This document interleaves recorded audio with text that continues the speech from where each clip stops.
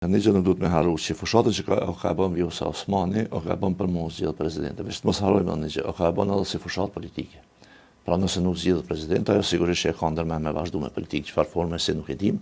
Mirë po kjo pastaj ajo beson që do t'i shërbej edhe për të ardhmen politike të saj. Dhe kjo afërsia me Amerikën është karta të cilën është kralun zonja Osmani dhe nuk është e vetmja dhe as e para në Kosovë që e kanë lujto, po jo në mënyrë kaq brutale.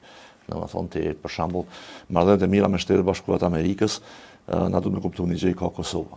Dhe rrjedhimisht edhe udhëhecit e Kosovës të cilët dojnë me i pas marrëdhëniet e mira.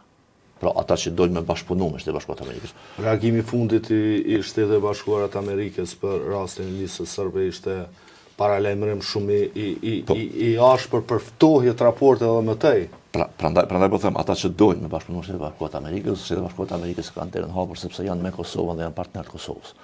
Mirë po na kemi pas fatkeqësisht njerëz në udhëheqje të cilët nuk kanë dashur një gjë të tillë, përkundrazi i kanë fshuar shkenën kësaj, siç është Zoti Kurti tash të voni për shembull. Edhe këto që ndodhin për cilat na kemi marrë kritika, e në të cilën ka qenë edhe Vjosa Osmani, mos harrojmë, për shembull deklarata e saj për e kemi diskutuar këtu për gjyqtarin e kushtetuesës zotin Llavan, ka qenë një prej shkaqeve për shkputjen e dialogut strategjik.